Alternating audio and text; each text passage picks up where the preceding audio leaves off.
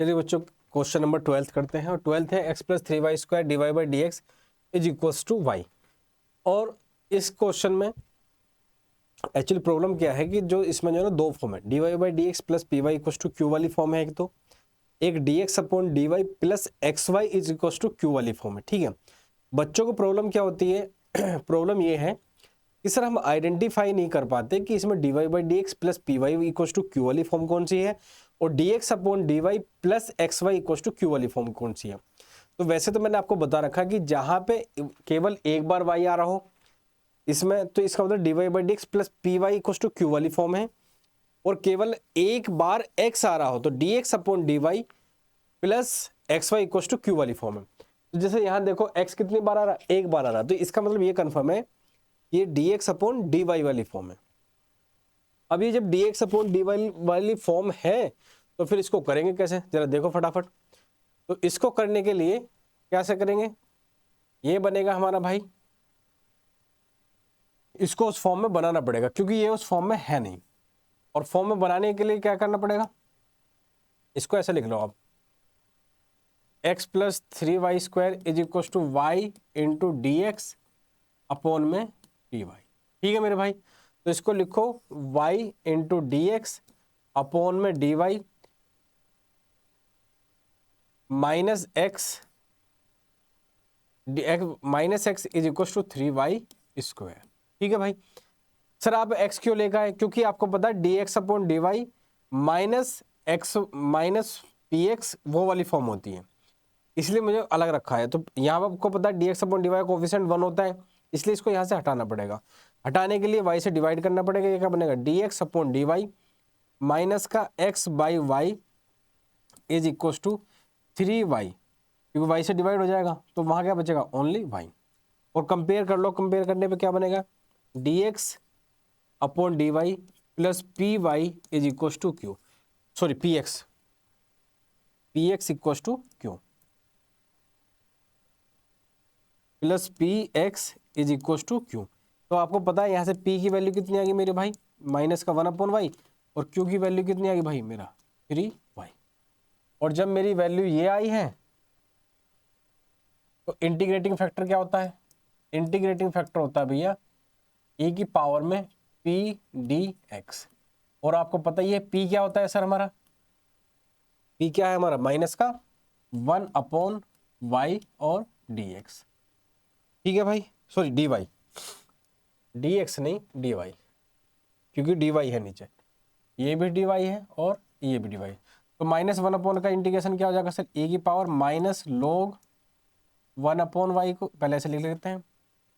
और आपको पता है जब पावर आगे है, सॉरी नंबर को ऊपर शिफ्ट कर सकते हैं, तो ये बन जाएगा a की पावर log y की पावर -1 और y की पावर -1 को लिख सकता हूँ मैं डायरेक्ट 1 अपॉन वाई। और आपको एक प्रॉपर्टी और बता रखी, जब किसी नंबर की पावर में log होता है तो नंबर और उसका नंबर अपनी जगह बदल लेते हैं, एक्सचेंज कर लेते हैं इंग्लिश में। तो ये बन जाएगा आपका 1/y इन पावर में log e और बेस ई, तो उसकी वैल्यू 1 होती है, इसलिए आपका इंटीग्रेटिंग फैक्टर आ गया है 1/y। इसलिए आपका इंटीग्रेटिंग फैक्टर आ गया है 1/y। ठीक है, अब सर सोल्व कैसे करते हैं डिफरेंशियल इक्वेशन को, आपको पता ही है। अब सोल्व कर लेंगे, सोल्व कैसे करेंगे sir, x into integrating factor, फिर इंटीग्रेशन के अंदर इंटीग्रेटिंग फैक्टर इंटू q और प्लस का c। सर हमारा इंटीग्रेटिंग फैक्टर क्या है 1/y is equal to 1/y, q कितना है भैया हमारा, q है भैया 3y। और क्या करना है सर इंटीग्रेशन करना है, और c यहाँ पे ऑलरेडी लगा हुआ है, और c यहाँ ऑलरेडी लगा हुआ है। तो ये क्या बन गया हमारा x/y इज इक्वल टू, एक y से एक y कट गया, बचा गया 3 कांस्टेंट है तो बाहर निकाल लो, ये बन गया मेरा dy और प्लस का c।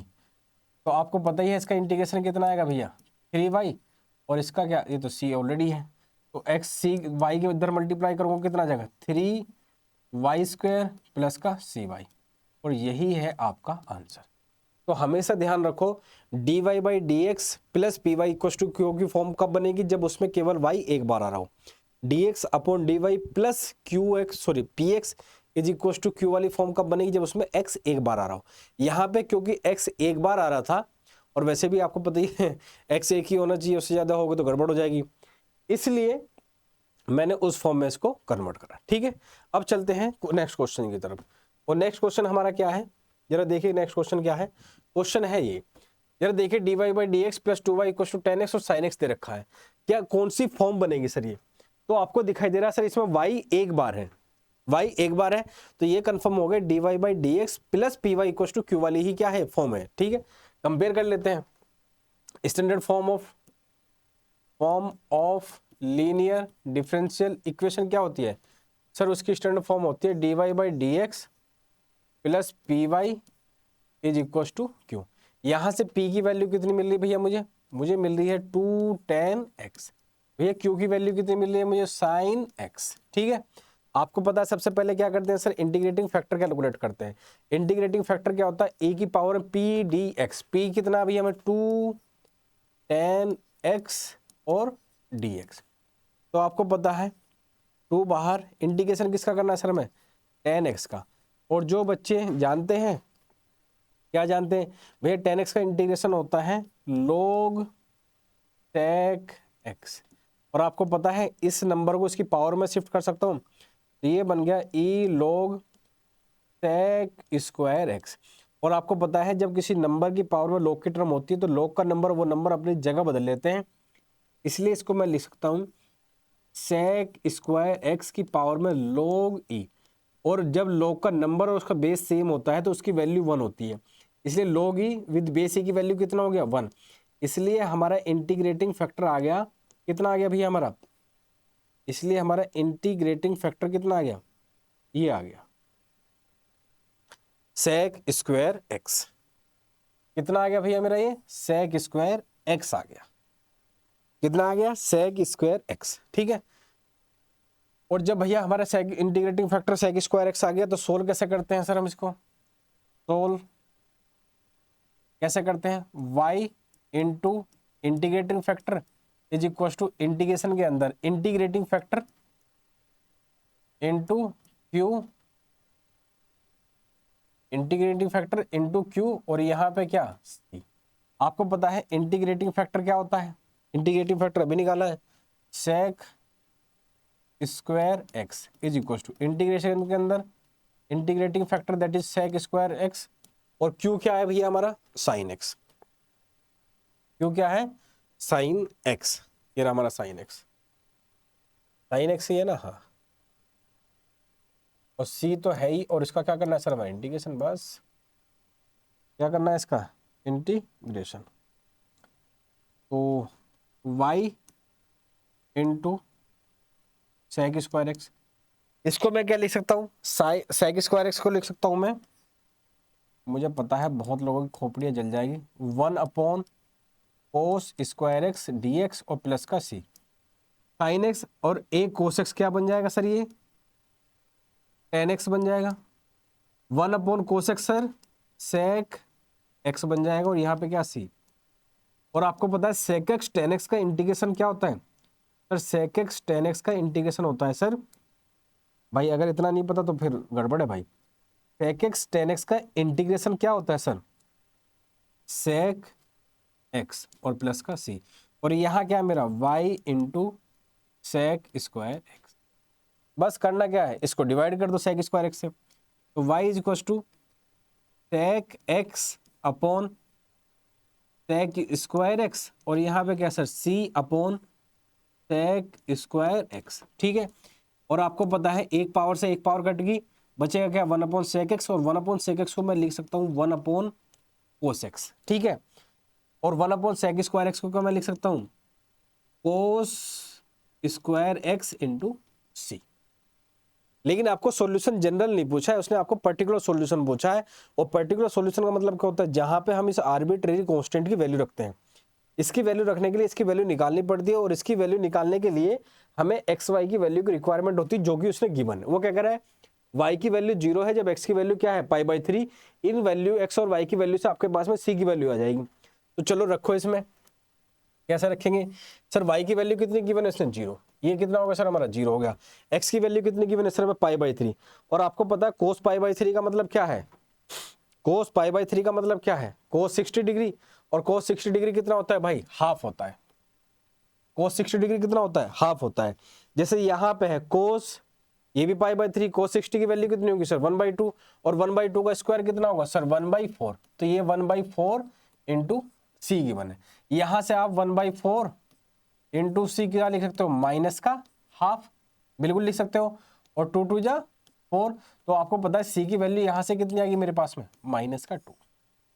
बस अब सी की वैल्यू यहाँ रख दो, तो कितना आ जाएगा मेरा ये y into y equal to sorry y equal to y is equal to cos x, और c की वैल्यू कितनी -2, तो ये कितना बन जाएगा मेरा -2 cos स्क्वायर x। बस खत्म मामला, इतना ही है।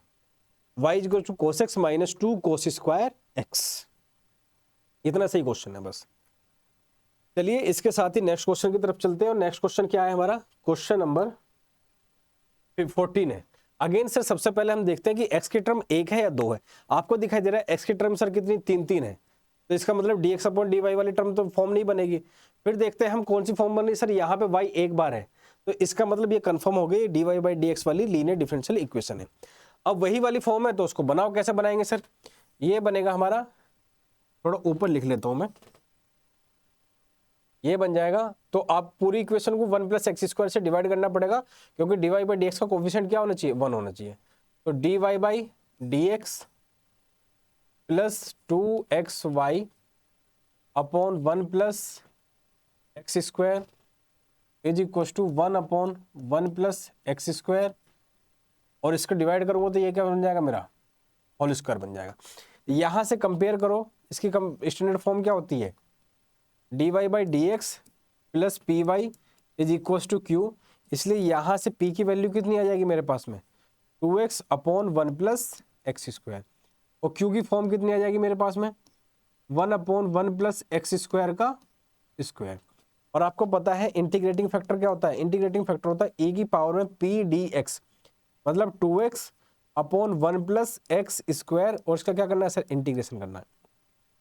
मैं डायरेक्ट लिख रहा हूं, आप प्लीज कमेंट में जरूर बताएं कि सर आपने ये डायरेक्ट log 1 + x² इसका इंटीग्रेशन कैसे लिख दिया। और अगेन बार बार मैं बता रहा हूं, जब किसी कांस्टेंट नंबर की पावर में log की टर्म होती है, तो log का नंबर और वो नंबर अपनी जगह क्या कर लेते हैं, रिप्लेस कर लेते हैं। इसलिए इसको मैं लिख सकता हूँ 1 + x², और यहाँ लिख सकता हूँ मैं log e। और दूसरी प्रॉपर्टी कहती है जब log का नंबर और बेस सेम हो तो उसकी वैल्यू कितनी होती है 1, इसलिए मेरा इंटीग्रेटिंग फैक्टर आ गया भाई 1 + x²। और जब हम लीनियर डिफरेंशियल इक्वेशन को सोल्व करते हैं, तो सोल्व करने के लिए क्या करते हैं हम सर, y इंटू, अगर dy/dx की फॉर्म है तो y इंटू इंटीग्रेटिंग फैक्टर, और dx/dy है तो x इंटू इंटीग्रेटिंग फैक्टर। और क्योंकि ये dy/dx वाली फॉर्म है, इसलिए y इंटू इंटीग्रेटिंग फैक्टर, और फिर bracket integration equal to integration के अंदर इंटीग्रेटिंग फैक्टर इंटू क्या q, और प्लस का c। सर हमें बहुत अच्छे से पता है, क्या पता है सर, हमारा इंटीग्रेटिंग फैक्टर क्या रहा है सर 1 + x², क्या रहा है मेरा इंटीग्रेटिंग फैक्टर 1 + x², और यहाँ इंटीग्रेटिंग है 1 + x², और सर मेरा q क्या है, q है भैया मेरा 1 + x² का होल स्क्वायर। ठीक है भैया, यहां तक तो कोई प्रॉब्लम नहीं आनी चाहिए अभी तक आपको, क्योंकि मैं सारे स्टेप तो आपको करके दिखा रहा हूं, कोई स्टेप स्किप भी नहीं कर रहा हूं अब तो। हालांकि ऑफलाइन में मैं इतने बहुत सारे स्टेप स्किप कर देता हूं बच्चों के लिए, बच्चे समझ भी लेते हैं, लेकिन कई बार होता है अगर डाउट उनको आता है तो मैं बता देता हूं वहीं के वहीं, लेकिन आपको डाउट आया फिर कौन बताएगा, इसलिए मैं कोई डाउट आपका छोड़ ही नहीं रहा हूं यहाँ पे।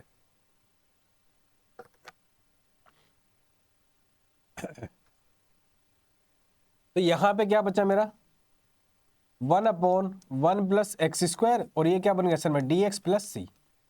और आपको पता है 1 अपॉन 1 + x² का इंटीग्रेशन भैया tan इनवर्स x होता है। जिसको नहीं पता यहां लिख देता हूं, 1 अपॉन 1 + x² का इंटीग्रेशन भाई tan इनवर्स x होता है, क्योंकि 1 अपॉन 1 + x² डिफरेंशिएशन किसका होता है, tan इनवर्स x का, इसलिए 1 अपॉन 1 + x² का इंटीग्रेशन क्या होगा सर, tan इनवर्स x, क्योंकि डिफरेंशिएशन और इंटीग्रेशन एक दूसरे के क्या है सर, रिवर्स है। तो ये क्या बन गया सर, कुछ ऐसा बन गया है। लेकिन आपसे उसने जो है ये जनरल सॉल्यूशन आया है, आपसे उसने क्या पूछा है, पर्टिकुलर सॉल्यूशन। और पर्टिकुलर सॉल्यूशन सर कब निकलता है, जब हम यहाँ पे इस आर्बिट्रेरी कांस्टेंट की क्या रखते हैं, वैल्यू। लेकिन सर आर्बिट्रेरी कांस्टेंट की वैल्यू रखने के लिए इसकी वैल्यू हमें निकालनी पड़ती है। निकालते कैसे हैं, एक्स वाई की वैल्यू जब मैं इस इक्वेशन में रखूंगा तो सी की वैल्यू मेरे पास में आ जाएगी, और एक्स वाई की वैल्यू उसने गिवन है। क्या गिवन है सर, वाई की वैल्यू 0 और एक्स की वैल्यू उसने 1 गिवन है। तो जैसे ही y की वैल्यू 0 रखूंगा तो इधर वाला लेफ्ट हैंड साइड पूरा पूरा क्या 0 हो जाएगा, और x की वैल्यू जैसे ही यहाँ 1 रखूंगा तो ये क्या बन जाएगा सर, tan इनवर्स 1 क्या होता है, π/4 प्लस c। तो आपको सीधे सीधे दिखाई दे रहा है c की वैल्यू माइनस का π/4 आ गई मेरे पास में, आ गई या नहीं आ गई, बस यहाँ पे उठा के रख दो इसको। तो y into 1 plus x square is equal to tan inverse x minus का π/4, और कई बार इसको भी उधर भी ले जाओ तो ये बन जाएगा tan inverse x upon 1 plus x square और माइनस का π/4, और यहाँ पे क्या सर 1 प्लस एक्स स्क्वायर, और यही है आपका FNF। अब बहुत सारे बच्चे कन्फ्यूज है सर ये FNF क्या है, इसको कहते हैं फुल एंड फाइनल आंसर। और इसी के साथ चलते हैं हम नेक्स्ट क्वेश्चन की तरफ, और नेक्स्ट क्वेश्चन है हमारा क्वेश्चन नंबर 15। अगेन देखो यहाँ पे y कितनी बार आ रहा है सर, एक बार आ रहा था, ये कंफर्म हो गया सर dy/dx वाली फॉर्म है, dx अपॉन वाली df वाली फॉर्म ये नहीं है। इसलिए सबसे पहले क्या करना है सर, हम कंपेयर करना है, कि कंपेयर करने के लिए इसकी स्टैंडर्ड फॉर्म होती है dy/dx plus py equals to q। और आपको यहाँ से दिखाई दे रहा है सर मेरा सीधे सीधे p की वैल्यू आ जा रही है मेरी -3 नहीं केवल कोट एक्स भी, -3 कोट एक्स, और q की वैल्यू मेरी सर सीधे सीधे आ जा रही है sin 2x। सर सबसे पहले सर हम इंटीग्रेटिंग फैक्टर निकालते हैं, और इंटीग्रेटिंग फैक्टर होता है सर हमारा e की पावर में pdx। क्या होता है, e की पावर में pdx। तो जैसे ही मैं यहाँ रखूंगा pdx, सर -3 है कांस्टेंट तो बाहर निकाल लो, कोट x यहाँ पे क्या सर dx। और मेरे प्यारे भाइयों बहनों आपको पता है कोट एक्स का इंटीग्रेशन क्या होता है, नहीं पता तो बड़े शर्म की बात है, फिर आपको पता होना चाहिए। ये होता है भैया log sin x, और आपको पता है ये नंबर इसकी पावर में चला जाता है, ये नंबर इसकी पावर में चला जाता है, तो इसको मैं ऐसे लिख सकता हूँ log sin x की पावर -3, और इसको और सिंप्लीफाई में लिख सकता हूँ log 1 upon sine cube x। ठीक है भैया, इतना सिंपल बनाकर आपको कोई नहीं पढ़ाएगा, सच बता रहा हूँ, एक एक स्टेप मैं आपको बता रहा हूँ, एक भी स्टेप बिल्कुल स्किप नहीं कर रहा हूँ, एक एक प्रॉपर्टी बता रहा हूं मैं आपको। और मैंने आपको बताया जब भी कोई ऐसी टर्म आती है, जब भी कोई log की टर्म किसी नंबर की पावर में लिखी हो, तो log का नंबर और ये वाला जो नंबर है ये अपनी जगह रिप्लेस कर लेते हैं। इसलिए मैं इसको लिख सकता हूं 1 अपॉन साइन क्यूब एक्स, और यहाँ पे क्या sir log e with base e, और जब log का नंबर और बेस सेम होता है उसकी वैल्यू 1 होती है, इसलिए मेरा जो ये इंटीग्रेटिंग फैक्टर है ना, ये 1 अपॉन साइन क्यूब एक्स आ जाता है, 1 अपॉन साइन क्यूब एक्स आ जाता है। ठीक है, और जब सोल्व करते हैं, सर सोल्व कैसे करते हैं किसी भी लीनियर डिफरेंशियल इक्वेशन को, आपको पता है y इंटू इंटीग्रेटिंग फैक्टर, फिर इंटीग्रेशन के अंदर integrating factor into Q, Q आपका क्या होता है जो भी आपको क्वेश्चन में होता है, और इसका क्या करना है dx, और c यहाँ ऑलरेडी लगा होता है। तो y into integrating factor, sir integrating factor क्या है मेरा 1 अपॉन साइन क्यूब एक्स है सर, मेरा integrating factor sir 1 upon sine cube x है, और इंटीग्रेशन के अंदर इंटीग्रेटिंग फैक्टर क्या है सर मेरा 1 अपॉन साइन क्यूब एक्स, और मेरा भैया वो क्या है q, और q है भैया मेरा साइन 2x, क्या है भैया साइन 2x, और इसका क्या करना है सर इंटीग्रेशन। अब भैया ये क्वेश्चन आपके हवाले है, ए वतन ए वतन ए वतन, वही वाला गाना तुम्हारे हवाले सनम, तो तुम्हारे हवाले कर दूंगा डायरेक्ट, तो भैया तुम तो देश पे ही कब्जा करवा दोगे, इसलिए मैं खुद कर देता हूं इसको। वैसे साइन 2x का मतलब क्या होता है sir 2 sine x into cos x dx, और नीचे क्या लिखा भैया मेरे साइन क्यूब x, और आपको पता है एक साइन से इसकी पावर कट गई, और 2 भाई कांस्टेंट है उसको बाहर ले लेता हूं, कोस अपॉन साइन आपको पता है क्या होता है भैया कोट x, और 1 अपॉन साइन एक्स होता है भैया कोस एक्स, कोसेक एक्स। ठीक है भैया, dx प्लस सी, पहले तो मैंने इसको सिंप्लीफाई करा, और मेरे प्यारे भाइयों बहनों, आपको बिल्कुल भी देखकर आश्चर्य नहीं होना चाहिए, और अगर आश्चर्य होना चाहिए तो थोड़ा सा जो है अपने मुंह पे 2 थप्पड़ मारो कि अभी तक आपने इंटीग्रेशन क्यों नहीं पढ़ा, क्योंकि कैलकुलस के आप लास्ट चैप्टर पर आ गए हो। कोसेक्स कोटेक्स का इंटीग्रेशन होता है minus cosec x, cosec x cot x का इंटीग्रेशन होता है कोसेक माइनस कोसेक एक्स, क्योंकि कोसेक्स का डिफरेंशिएशन क्या होता है, कोसेक्स कोटेक्स माइनस वाला, इसलिए इसका इंटीग्रेशन आ गया क्या भैया, माइनस का 2 कोसेक एक्स और प्लस का सी। और भैया क्योंकि उसने अगेन इस बार भी आपसे वो जनरल सॉल्यूशन की एक्सपेक्ट नहीं कर रहा है, आपसे पर्टिकुलर सॉल्यूशन पूछ रहा है, क्योंकि उसने एक्स और वाई की वैल्यू दी है, और एक्स वाई वैल्यू किसके लिए काम आती है, सी की वैल्यू निकालने के लिए। तो इसको क्या करूं, निकालो सर, क्या निकालो सर, एक्स की वैल्यू π/2, वाई की वैल्यू 2। तो जैसे ही मैं यहाँ 2 रखता हूँ, पहले तो इसको थोड़ा सा स्टैंडर्ड फॉर्म में लिख लूँ मैं इसको मैं लिख सकता हूँ माइनस का 2 cosec x upon sine cube x और प्लस का c into sine cube x. अब एक्स वाई की वैल्यू रख लो सर, वाई की वैल्यू उसने 2 गिवन है, ठीक है सर, एक्स की वैल्यू सर π/2 गिवन है, और आपको पता है साइन π/2 कितना होता है, 1 होता है, कोसेक π/2 भी कितना होता है सर, 1 होता है, तो ये कितना आ गया मेरे पास में -2, साइन π/2 1 1 1 का क्यूब 1, इसलिए सी क्या गया ये, और आपको सीधे सीधे यहाँ से भाई दिखाई दे रहा है कि भैया सी की वैल्यू 4 आ रही है। और अगर आपको इतनी भी कैलकुलेशन नहीं आती है तो एक थप्पड़ नहीं, एक घोसा मारो, कहाँ मारो, अपनी नाभि पे, कि आज तक आप कर क्या रहे थे फिर, तो बस सी की वैल्यू यहाँ उठा कर रख दो। तो ये क्या बन गया sir, y is equal to -2 cosec x upon sine cube x, और यहाँ क्या सर 4 साइन क्यूब एक्स। बस यही है आपका आंसर। चलिए नेक्स्ट क्वेश्चन की तरफ बढ़ते हैं, और नेक्स्ट क्वेश्चन हमारा क्या है, बस यहीं तक है क्या, चलिए आज यहीं तक रखते हैं। तो मेरे प्यारे भाइयों बहनों, आज हम अपनी क्लास को यहीं तक छोड़ते हैं। इससे आगे का सॉल्यूशन देखने के लिए देखते रहिए हमारी आने वाली वीडियो, और अगर आपको अच्छा लगा है प्लीज आपसे हाथ जोड़कर रिक्वेस्ट है, अपने दोस्तों में जरूर शेयर करें, अपने दोस्तों को बताएं कि अगर मैथ्स पढ़ना है तो यूट्यूब पे मैथ्स की बात राज सर के साथ, और अगर आपको हमारे ऑफलाइन सेंटर पर आना है तो हमारा ऑफलाइन सेंटर है GTB नगर विश्वविद्यालय मेट्रो से दोनों के पास ही मेरा ऑफलाइन खुद का बैच चलता है। प्लीज़ आप आइए, आपको डिस्काउंट भी दिया जाएगा और आपको पढ़ाया भी पूरे मन से जाएगा, और आपसे गारंटी है कि आपको फेल तो नहीं होने देंगे, आपको टॉप कराएंगे, जैसे कि अब तक का हमारा रिकॉर्ड रहा है। मेरा 98 हाईएस्ट बच्चे जा चुके हैं, 2 बच्चे हैं जो अभी तक हाईएस्ट 98 है, 100 तो नहीं आया, मैं कहूँगी 100 आया, 100 नहीं आया। चलिए इसी के साथ मैं अपनी देता हूँ वाणी को विराम, और देखते रहिए, मुस्कुराते रहिए, सबको बताते रहिए कि मैथ्स मतलब मैथ्स की बात राज सर के साथ। बहुत बहुत धन्यवाद।